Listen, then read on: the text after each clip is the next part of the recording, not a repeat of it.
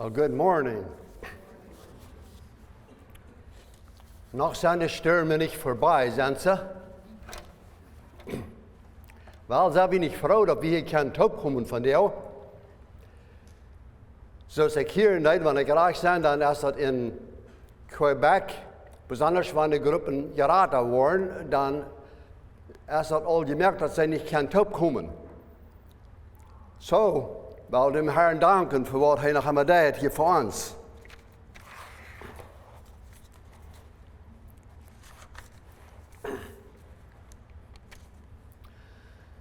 Weil wir haben diese letzten Tiden auch viele Botschaften gehört von biblischen Hauptlehren von Gott. Die Frau, wie vielleicht kennen Frauen, haben wir dann nu al ein besseres Verständnis von wer Gott wirklich ist. Und sie wieder auch aus ein wichtiges Ding an, dass wir von der Frau lernen, wer ist Gott. Weil wir sind glücklich, wir haben Gott sein Wort. Was uns das halpt, merkt uns das klar, dass wir hauptsächlich wissen, wer Gott ist. Ein Ding, was wir mit dem Denk holen, das geht nicht sehr lang, wenn wir darüber lernen, dann wissen wir das. Dass Gott ist zu groß für uns, dass wir ihn verstehen können, ganz. Aber, was uns fehlt zu wissen, dort können wir finden, hauptsächlich in sein Wort. Weil wir noch zu beten, eben wieder gehen. Uns Vater im Himmel, wir danken dir, dass du der allmächtige Gott bist. Und wir danken dir dafür, dass du ein Gefallen daran hast, wenn wir nur die kommen und die anrufen. Und Herr, wir danken dir auch, dass wir dich können fordern. Das kommt doch viel dichter bei. Und Herr, wir danken dir für diese Gelegenheit, die wir haben, und den Frieden, den wir haben. Und wir danken dir ganz besonders für diese Gelegenheit, wo wir können in dein Wort anschicken. Und mocht dort ein Segen bringen noch wieder, so dass das all von der Samarias. Wir danken dir dafür in Jesus' Namen. Amen. Ans Thema von dir, Gott ist ein truer Gott.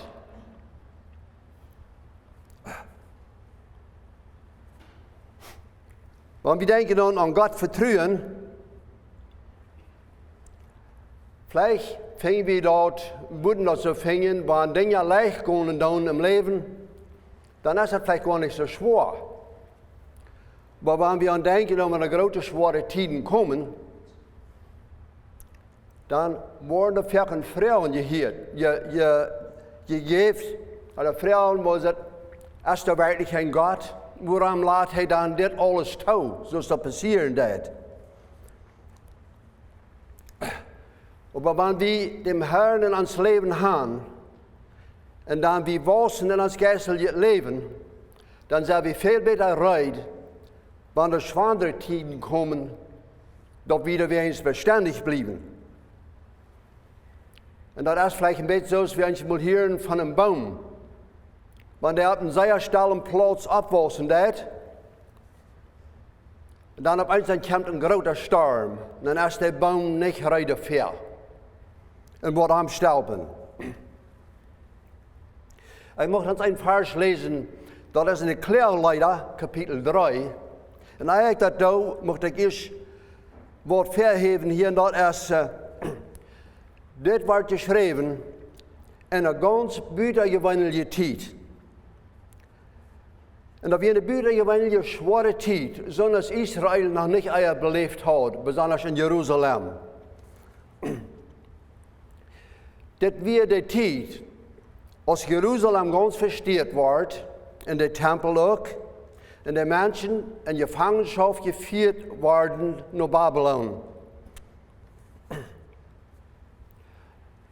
Und viele Menschen werden umgebracht und viele Tausende auch weggeführt. Dann, wenn wir das lesen in seinen dort, was da alles passiert, dann können wir auch denken, was dachten diese Lied in der Zeit? Wir sind nicht das ausgewählte Volk. Hat Gott nicht in das versprochene Land eingeführt? Und wie Jerusalem nicht der heilige Stadt? Und der Tempel, wie dort nicht wo Gott seine Gegenwart wir? Und nu ist alles wahr.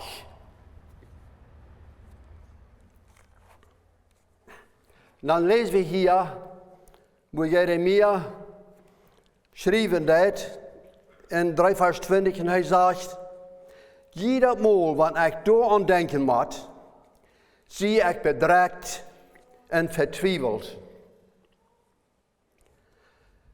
Und dann wieder, aber da ist das, wo ich mich anhole. Und dann lebe ich weiter ab. Dann lebe ich weiter ab. Und das ist das. Dem Herrn sein Leib ist so treu. Du hast kein Eng, von wo barmherzig er ist.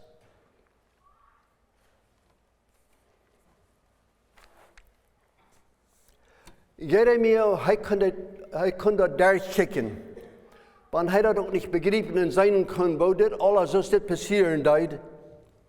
Hij wist dat hij kon zich aan God houden. En dat we zoals waren door een licht daar schijnen deed. Maar wo hij dat nog einmal zijn kon. Hij had Jeruzalem al verheer geworden. God zei te hem, ga naar Jeruzalem en ook naar den König. En dan zei hij dit. Du hast eine große Gefahr, was da passieren wird mit uns, wenn die nicht wollen, Buße tun. Und das wird auch die Zeit, wo sie viele Aufgaben anbeten deuten, andere. Und das wird ein Gebot von Bedingungen, dass Gott wird uns sehen in alle Wege, wenn sie würden bei ihm bleiben. En dan met dat andere, met dat taup, dan komt ook veel immoralische leven. En dat hield zich ook. Wanneer je lezen dat, dat er toegaan in die tijd in Jeruzalem. En dan moest God ook trouw zijn en zijn verspreken houden. En daardoor kwam al dit over Israël. Zij hadden de 10 geboden, zij hadden de Beker van Moses. En zij hadden ganz eenmaal Propheten ram, wat ihnen würden wieder ansagen, wat von Gott kwam. Sie wissen, ein Ding haben sie klar. Und wann auf mij einmal hat schwere Tiden gegeben, dass der Messias, der wird kommen. Und sie kiekten danach, dann wird alles besser worden. Sie hadden das Vertrauen auf Gott. Dat we moeten denken aan ons vandaag. Vandaag hebben we dat Oude Testament voor zich. En we hebben dat Nieuwe Testament. En wat zijn we dan? Als we terugkijken, dan zijn we alle prophezeiingen wat te jaren tijden gemerkt worden. Die worden alle erfüllt. En die kwamen ganz 100% in Erfüllung von wo Jesus zijn eerste komen. Wo der Messias kwam. So als Gott gesagt hat. Meint das ist ein treuer Gott? Wir lesen in Hebräer Kapitel 10, Vers 23. Weil wir daran festhalten, die Hoffnung zu bekennen und dort ohne zu zweifeln, wie uns die das Versprechen gegeben haben, ist treu. Wieder lesen wir in 1. Thessalonicher Kapitel 4, Vers 24. Hij der jünt raubt, ist treu. Hij wird dort auch tun. Denk je mal an, warum fällt die Menschen das dann einmal so schwer? Sagt, okay, nu kom ich. Vertrauen wir Gott da nicht ganz? Er hat ja das doch gesagt. Ich dachte, ich würde von dir ein kleines Bild was verheben. Ich habe hier so ein kleines Büchchen und ich glaube, der meiste oder vielleicht alle kennen sie noch das, den Katechismus. Das ist opgesteld van vrouwen en antwoorden. Dit boek wordt immer gebruikt en wordt vandaag nog graag zo in de Mennonitische scholen. En dan later, wanneer ze afwassen, wanneer ze wel gedijpt worden, dan is dat verlangt dat ze den worden uitwendig leren. En dan worden de vrouwen afgevraagd. En dan beantwoorden zij dat. En dus we weten dat zijn biblische antwoorden. Ik denk me, als ik nog zo'n nare jong was, we woonden gelijk even de gaas van de kerk. En ik deed van een nou jong aan, dan ging ik alleen maar naar de kerk. En dan, wanneer deze tijd weer, dan legde ik dat te doen en dan checkte ik. En dan stonden de alle in een rij en dan werden de vrouwen gevraagd. En dan de meeste, die konden dat uitwendig. Maar er weer immer zo'n bank. En die konden dat dan uitwendig, dan weer een stukje stel. En dan op eens wordt de preek met vers zijn. En dan wordt het er schließlich toch nog terugkomen. Wat de antwoord weer. En er zijn zeer goede vrouwen bij. En ook antwoorden. Maar ik dacht, ik wil dus een paar hier als een exempel. Dat is de zesde vrouw, die zegt dus dit. Wer heeft alles erschaffen? En dan de nächste vrouw, dat is de zevende, die zegt. Hoe kan we dat weten, dat er een God is? En dat zijn antwoorden op de touw. Wel, wanneer we dat durchgaan in Kirchen, er zijn 199 vrouwen bij en immer een antwoord te touw. En dat ziel daarvan weer, en dat geloof ik ganz besonders manche Mennoniten, dat ze zullen bekend worden met de schrift in de gewisse weg en dat leren te verstaan. Ik was op 7 jaar oud, dan kon ik den al ganz uitwendig. En ik was een van die, ik algemeen een beetje jonger, maar ik met die dat niet zo lang die leren. Ik weet dat ik had vrienden, die vallen veel zwaar, dat ik kon dat niet zo leicht. Maar ik had een zuster, die helpt me ook immer te checken, die bij alles zegt. En dat schoof zeer fijn aan. En ik dacht, ik wil een vrouw, wat we hier gaan ben, moet ik een klein beetje wat even zeggen. En dat is de 11e vrouw. En die zegt dus dit, en die vraagt. Wat leert de schrift ons van God zijn eigenschappen? We weten alle wat eigenschappen zijn, joh. Dat is van de mensen aan zijn, en wat deed hij en hoe benammt hij zich en zo wieder. Dat zijn dem zijn eigenschappen wat eruit komen. En dan hier is de antwoord ertoe. Die zegt, hij is een echter God. Hij is eeuwig. Hij is onveranderlijk. Hij ziet alles. Hij weet alles. Hij is alleen wijs. En hij is almachtig. En hij is heilig en gerecht. En hij is de waarheid. En hij is onbegrijpelijk. En hij is lief. En hij is gnädig en barmherzig. En hij is geduldig. Hij is de almachtige God. Wauw. We zijn vielleicht, dat is op eens een goede antwoord voor zo'n vrouw als dat. Zijn we bereid zo'n antwoord te geven aan de mensen als irgendwo vrouwen? Wel, wanneer we dit alle weten, dat wordt ons al veel helpen. Dan wanneer we hier onderkijken, onder de antwoord, er worden 12 schriftsteden aangegeven, waarvan dat genomen is, de antwoord. En dus dat vinden we, dat de Kirchen kan een goede aanweg zijn voor ons, wanneer we meer leren willen van de Bijbel. Een goede aanvang.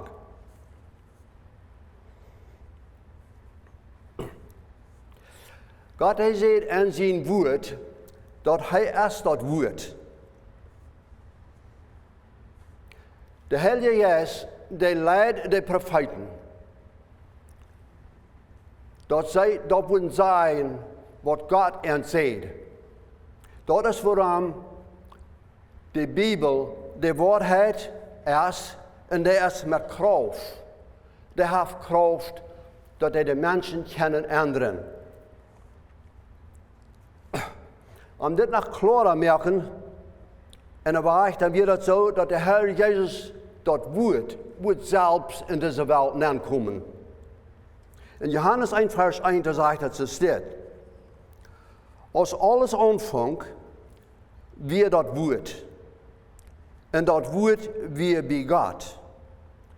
En wat God weer dat woord. Hij weer om aanvang bij God.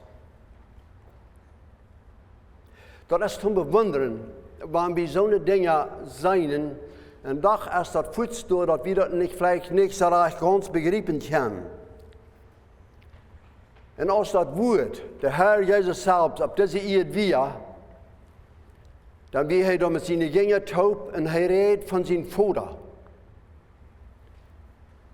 En dan weer is Filippus daar en hij zegt, had een vrouw. En dan beantwoordt Jezus daar, ze reden daarvan in Johannes kapitel 14, vers 8 en 9. En daar zegt Filippus zo, Heer, wijs ons den Vader, dan zijn we tevreden. En hier is Jezus zijn antwoord. Jezus zei te hem, ik zie nu al zo lang bejunt en du kannst mij niet, Philipp. Wer mij gezien heeft ook den Vader gezien. Jezus hij had dezelfde eigenschappen wat God had.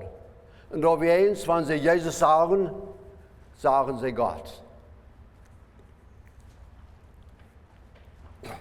Weet je ook wat, wanneer we dat woord lezen dan kan we ook God zijn. In de wonderbare weg. Dat we weten wie God is. Zo weet als wat ons velen daarvan. We zijn God door zijn woord. En we kunnen hem ook zijn in de natuur. In Römer 1, vers 20 lezen we dit. Van dan als God de welt gemerkt heeft, als zijn eeuwige kracht en Gottheit, der verheer nicht zu seinen Wir vor dem Dach gekommen und zu verstehen, der staat was hij geschaffen hat und dat sie keine Entschuldigung haben. Nur dit nou, dan Gott für unsere Uhren, der ist noch immer unsichtbar gewesen. Aber indem dat hij uns geschaffen hat und hat alles geschaffen, ist das sichtbar geworden zu uns in vielen Wegen. Und das ist, woran wir am kennenlernen. Wat je een grote, wunderbare Gott. Dat is, wenn wir uns da kennenlernen, einmal, dass wir müssen still worden und sagen, Herr, ich fühle mich doch mal so klein. Ein bisschen so, als David mal sagen, wann hij ook mal sich so viel nicht als bloß ein bisschen Stoff. Und dass Gott danach wird, seine Uhren abhauen in am Leben. Das wir am auch, das kann er auch nicht verstehen in seiner Zeit. Und wir sagen hier, so ist das in Jan Vers steht, Gott ist in vielen Wegen unbegreiflich. Wieder noch, Gott hat offenbart sich auch in uns Gewissen. In 1. Mose Kapitel 2, Vers 7, da sagt dort, Gott pust den lebenden Odem in den Mensch seine Näsen an, und der Mensch wird eine lebende Seele. Wir sehen hier zwei Dinge. Eins, der Körper, der wird von ihr gemerkt, aber der Odem, der kommt gleich von Gott. So, nu sagen wir, du hast der Mensch, der hat den physischen Körper, aber da ist auch ein geistliches Leben in den Mensch. Und dort kämpft von den zwei Teilen. Dort kämpft nicht von dieser Ehe, dort kämpft von Gott. Gott hat al viel gemerkt. In der Erde, wie alle verschiedenste Leben, ja, er hat den Mensch mögt. Aber bloß der Mensch, der hat das Geisel gepackt, was das andere nicht hat. Woran ist Gott, der sagt, weil wir diese Menschen merken in uns Gleichnis. So, da ist eine Gottheit, die da wohnt in uns. Und dann weet wir dort, wenn der Mensch geistlich sterben deed, was er voets passieren deed. Und dort wir der sind. Dann weet der Mensch dort, was arg ist mit ihm. Du hast eine Lage Platz in den Menschen. Und ich glaube, ihr wisst alle, von was ich reden da. Das ist immer so, wenn der Mensch nur was sieht, wenn er noch nicht Friede gefunden hat mit Gott. Na, woher das geht, dort ist sehr verschieden. Wir sehen dort die Israeliten, sie wissen dort alle an Gott wir. Aber sie haben doch noch Trouble dabei, dass sie andere Götter anbeten wollen. Und wenn wir gucken, die nur die Heiden, und von der noch krieg so, da ist ein Verlangen, was anzubeten. Was sagt das? Das sagt, dass der Mensch, der hat die Fehlungen aus sich, wenn er noch tot ist, in Übertretungen und Sünden, er sieht das doch dabei, dass er ist, was hechtet, was ihm fehlt.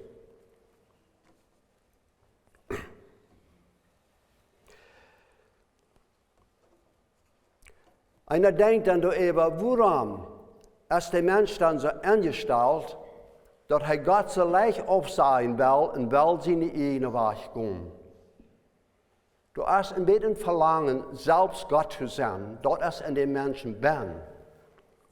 Wenn der Mensch ist ganz bereit ist, und er wird sich ganz biegen für Gott und sagen, Herr, hier sehe ich, du bist Gott, und ich bin abhängig von dir, dann merkt Gott der ob, der Jesus Christus, und jaft uns das neue Leben. Und je weiten von was ich rede, dann ich hoffe alle.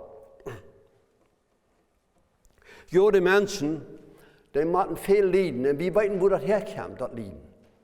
Das kommt her, dadurch, dass der Sinnmal in dieser Welt nicht kommt. Und Gott erhält sein Wort, er ist treu in alles. Und vielmals ist das nötig, dass Leiden kommen wird, dass die Menschen mal ihre Augen aufmerken und fangen mal an zu kicken. Als Gott den Bund merken deed mit Abraham, dann sagen wir, Gott mögt einen Bund mit Israel, der wir ohne Bedingungen. Was meint das? Dass wir anders als die Menschen würden handeln. Wir können auch wieder gehen und ich habe gelesen, wo Gott auch so einen Bund merken, wo die Bedingungen bewirren. Zum Beispiel mit Moses. Als wir mit Moses reden, dann sagt Gott, wann ich geschworen in jün Land ankommen, das ist, was ich will tun in der Segnung, die je worden haben, wenn je mich nicht worden verloren. Aber wenn je waren, da werden die Bestrafungen kommen. Dort sagen wir, dort ist ein Bund oder eine Versprechung mit Bedingungen. Wir haben Ferkel, wenn wir einfach handeln, dann sind die auch Bedingungen bei, jo? Dass wir das ausführen wollen und da wird es schaffen. Aber weißt du, hier bei Gott, da sind, er hat Versprechungen gemerkt, wo da keine Bedingungen bei sind. Nu kijkt mal hier in Jeremia Kapitel 31, Vers 37, sagt es dit. Dit ist, was der Herr sagt. Krieg so, als der Himmel nicht zu meten ist, und der letzte Grund in der Erde nicht notizieren ist, so war ich dort Volk von Israel, für alles, was sie getan haben, nicht verschmieden. Wow, was ist uns dort? Da ist ein Trost. Und das ist das ganze Wort, was wir immer frisch finden. Yes, da ist Hoffnung. Warum? Gott ist ein treuer Gott. Gott hat beweist seine Treuheit in Jesus Christus. In Hebräer Kapitel 1, Vers 1 und 2 lesen wir es steht. Gott, der in vorherigen Tiden Fächen ab die viele verschiedene Wege, durch die Propheten zu unser Vorrecht geredet hat nu in dieser letzten Teil durch seinen Sehen zu uns geredet. Jesus, der Messias, der kwam, so dat alle Prophezeiungen erfüllt worden. Bins Gott kon nicht sein Wort brechen. Und er erfüllt alles, wat er gekommen wäre. Ja, wat an den Kreuz, an dat Kreuz, wat am daut. Wat je bekend, dat große Glück even lesen, einmal.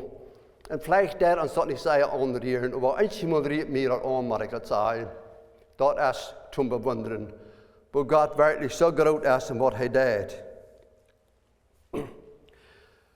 Jesus Christus, hij beweist Gott seine Eigenschaften in viele Wege, was er deed. Nicht bloß, was die Menschen dort deeden. Ja, die Menschen, die können leben, die Menschen, die können Gutes tun.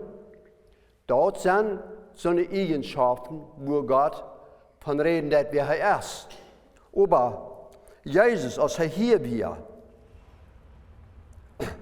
er hat die Macht über die Natur. Er braucht ein Wort sein, dann lädt der Sturm sich dohl und das Meer wird still. Er kann ein paar kleine Fisch nehmen und ein Brot und das vermehren, dass 5000 Menschen satt werden, und dann bleiben da noch viel mehr über, als wo er mit angefangen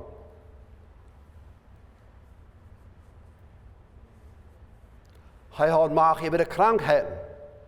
Die Krankheiten, das ist auch ein Port von der Sinn. Er braucht bloß ein Wort sagen, und dann wird der Mensch geheilt.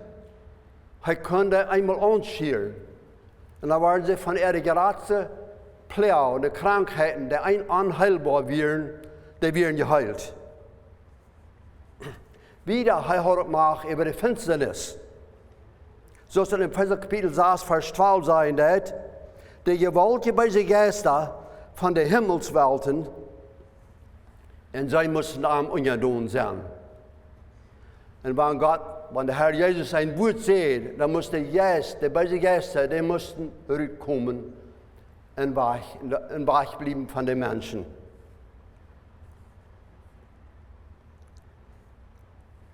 Wieder, all die sind, wenn wir denken an all den Schulden, die sind in dieser Welt angebracht haben, wo der Mensch versklavt wird, kann an einem keinen Weg, der kann einem auf keinen Weg angreifen. Hij wir Friede davon. Warum? Hij wir das Wort. Alles wie Gott ungedom. Und das schafft es dort. Wie er ist allmächtig. Ich würde das Worship-Team vielleicht fragen, dass sie nu wollen nachkommen. Von der hier wie viel, ich lasse es ein paar Mal sein, über der Coronavirus. Die ganze Welt hat sich einfach als sehr abgerecht gewesen. Von der habe ich das nie Wort dafür, das sagt der Covid-19.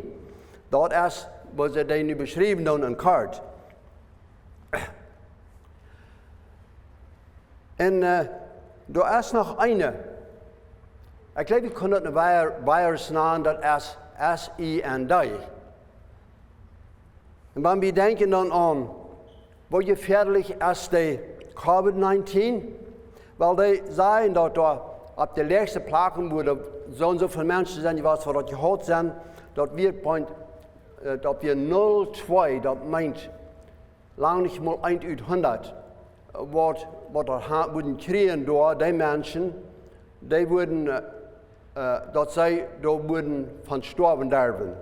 Und dann ist das aber auch so hoch, wenn das manche andere Menschen kennen, oder nicht sagen, sondern das ist aber 5%.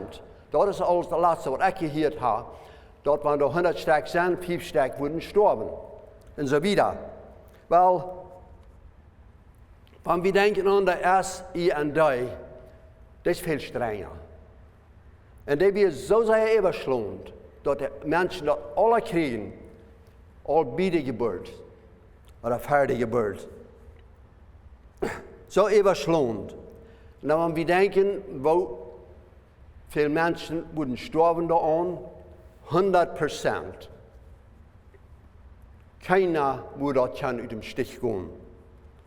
En we denken besonders onjässlich. Ja, de fatality rate 100% zei in Englisch. En dan kan we nog een stap wieder gaan zijn. De mensen die zieken, die schaffen über großartig zijn om een middel te vinden voor de coronavirus. En wanneer we kijken naar dit, Gott selbst heeft een middel gemaakt wat er 100% schafft.